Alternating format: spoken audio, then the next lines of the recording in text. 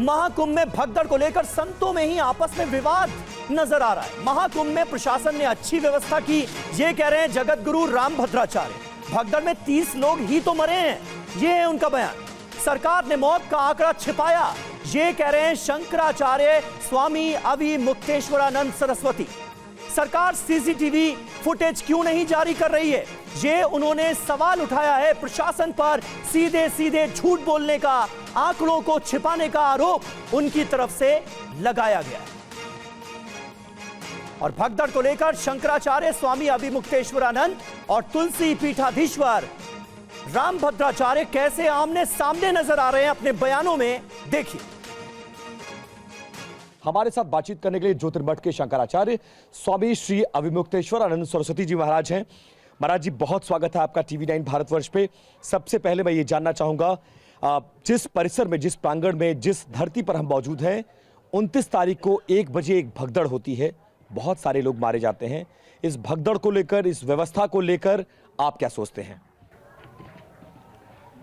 बात यह है कि हम लोगों ने भरोसा कर लिया था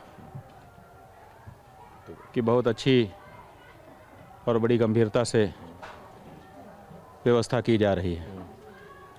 हमारे मुख्यमंत्री आदित्यनाथ जी ने वक्तव्य देते हुए कहा था कि हमको बताया जा रहा है, जो आकलन है हमारा, 40 करोड़ लोग यहाँ आने वाले हैं, लेकिन हम 100 करोड़ की व्यवस्था कर रहे हैं। तो 100 करोड़ की जब व्यवस्था की गई है और उसमें 40 करोड़ लोग आए हैं, तो अब व्यवस्था कैसे हो गई?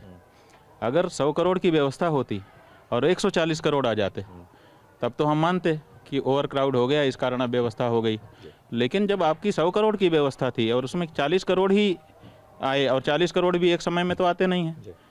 आप ही के अनुसार कोई 7 करोड़ कह रहा है, कोई 10 करोड़ कह रहा है। अब ये तो वैज्ञानिक गणना का विषय है कि कितने लोग उपस्थित रहे मुख्य पर्व के दिन, लेकिन आप ही के अनुसार तो जब आपके 100 करोड़ की व्यवस्था थी तो 10-5 करोड़ लोग क्यों संभाल नहीं गए? आपसे यही सवाल है। नहीं, प्रशासन नाकाम नहीं है और भीड़ में कुछ हो जाता है, सहसा हो गया, किसी को पता भी नहीं चला।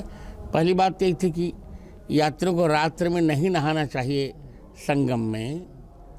उन्होंने रात्रि में स्नान किया और सोए हुए थे लोग, सोए हुए के बाद भगदड़ मच गई।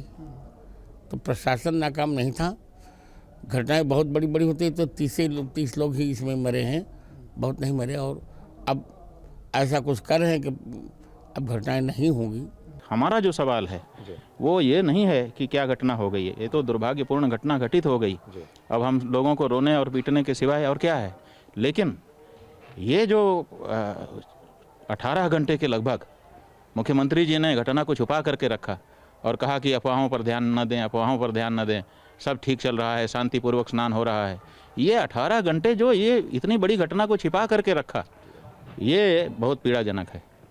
और इस पीड़ा के लिए हम तो अभी तक उनके प्रति आक्रोश में हैं। हमको अच्छा नहीं लग रहा है।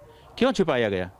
घटना हो गई थी, आप घटना कहीं हो जाती है, अभी तो हम आपको दोषी भी नहीं कह सकते, क्योंकि अभी तो घटना के कारणों का ही पता नहीं चला।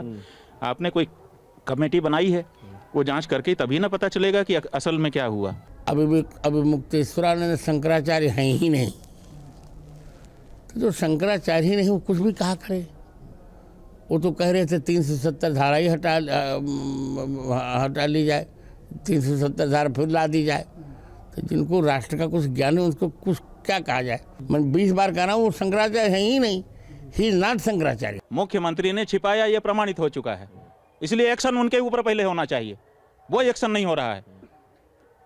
आप हमको सच और झूठ के बारे में प्रश्न कर रहे हैं कि तुम झूठे हो कि सच्चे हो। हम कह रहे हैं कि जिसका प्रमाण हो गया कि वो झूठा है, उसके ऊपर कहाँ एक्शन हुआ अभी तक? क्या एक्शन चाहते हैं आप? पद से हटे, दूसरा योग्य मुख्यमंत्री आए, ताकि मेला आगे का इस तरह की कोई घटना ना हो। और ऐसा मुख्यमंत्री ना रहे जो घटना होने पर लिपापोती कर ले और छुपा करके अपने आप को अच्छा बनाने की कोशिश करे। ऐसा मुख्यमंत्री हमें नहीं चाहिए। हम ये कह रहे हैं, ऐसा ये कहाँ तक कुछ चीज़ आप बताइए कि इतनी बड़ी घटना घटती है और आप छुपाते हो, आप छुपा करके अपने मुंह में मियाँ मिट्ठू बनना चाहते हो। आपको तो आगे संभालना चाहिए था कि भाई घटना घट गई है। आप संख्या मत बताते, आप कहते कि कुछ लोगों की मृत्यु भी हुई है, लेकिन हम खड़े हैं, संभाल रहे हैं, कोई जनता बिल्कुल चिंता ना करे। मैं खुद खड़ा हूँ, मेरे ऊपर भरोसा करे। क्या जनता भरोसा ना करती? भगदड़ 2 जगह हुई थी, तो वहाँ एक जगह 20 लोगों की मृत्यु, एक जगह 10 मृत्यु, 7-8 लोगों की मृत्यु यहाँ भी हुई, पर ऐसा कुछ नहीं है। कुंभ क्षेत्र में जनता के गाढ़े पैसे की कमाई से चप्पे चप्पे पे सीसीटीवी लगाया गया है, तो कहा गया है कि अच्छे डेफिनेशन वाले कैमरे लगाए गए हैं। तो फिर जितनी घटनाएं हुई हैं पूरे, क्यों नहीं सार्वजनिक कर दिया जाता है? सीसीटीवी जारी करने की मांग करते हैं आप? हम कब से मांग कर रहे हैं, हमने तो कल से ही कर दिया कि भाई सीसीटीवी दिखाओ सब जगह का, ओपन करो कि जो भी सीसीटीवी कोई भी देखना चाहे उसके लिए छूट है। हम जा करके देख लेंगे, जा करके देख लेंगे, हमको पता चल जाएगा कि कहाँ से घटना शुरू हुई, कैसे फिर आगे बढ़ी, फिर क्या हुआ, फिर क्या हुआ, फिर क्या हुआ। वो क्यों नहीं सार्वजनिक हो रहा है? बहुत श्रद्धालुओं पर तो बहुत व्यवस्था की है, महिलाओं के लिए भी व्यवस्था की है। पहली बार ऐसा देखा कि महिलाओं के लिए अलग से वस्त्र बदलने की व्यवस्था की गई, और उनके लगभग 41,000 शौचालय बनाए गए सर। हमारे साथ इस वक्त स्टूडियो में 2 खास मेहमान जुड़ रहे हैं। अवधेश कुमार जी हमारे साथ मौजूद हैं, वरिष्ठ पत्रकार, और जयशंकर गुप्ता जी हमारे साथ मौजूद हैं स्टूडियो में, वरिष्ठ पत्रकार। जयशंकर जी, आपने सुना संतों की राय भी अलग अलग बटी हुई नजर आ रही है, ऐसा साफ तौर पर नजर आता है। जगत गुरु रामभद्राचार्य को कोई ऐतराज नहीं है इस बात पर, वो कह रहे हैं 30 लोगों की मौत हुई। वो स्वामी अविमुक्तेश्वरानंद पर सवाल उठा रहे हैं। शंकराचार्य ये सवाल पूछ रहे हैं कि आखिर आंकड़ों के साथ ये बाजीगरी क्यों की जा रही है, झूठ क्यों बयां किया जा रहा है, आंकड़ों को छिपाने की कोशिश क्यों की जा रही है। अगर उस दिन मौनी अमावस्या के रोज सही बात बता दी गई होती, झूठ ना बोला गया होता, तो वो स्नान के लिए जाते ही नहीं। लेकिन प्रशासन ने धोखे में रखा, वो सीधे सीधे सवाल उठा रहे हैं। आप कैसे देखते हैं जो कुछ महाकुंभ में भगदड़ के बाद घटा उसे? समीर, पहली बात तो यह है कि ये जो सो कॉल्ड बाबा महंत लोग हैं, इनके बारे में तो कोई टिप्पणी करने का मतलब नहीं है, क्योंकि अगर इन बाबाओं का माने तो हम तो देशद्रोही हैं, क्योंकि हम महाकुंभ में गए नहीं।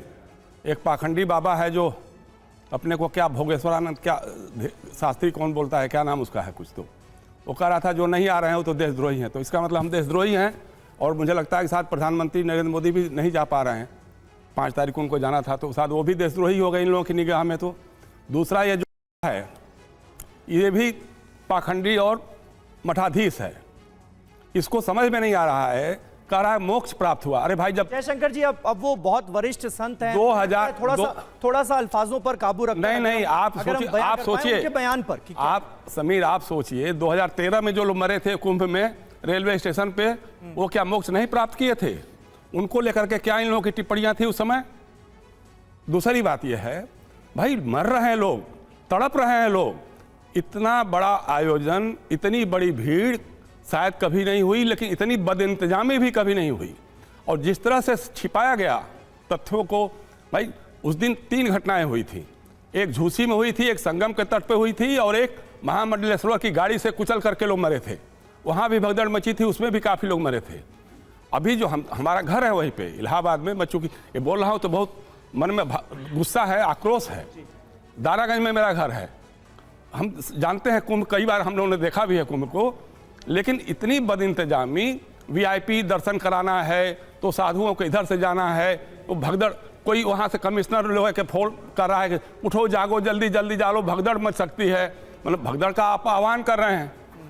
उसकी खबर तो झूसी, मतलब TV9 को बधाई है कि आप लोगों ने सच को सामने लाया। अब इन घटनाओं का कभी कोई जिक्र ही नहीं है, कहीं कोई दिखाने को तैयार नहीं, बताने को तैयार नहीं है।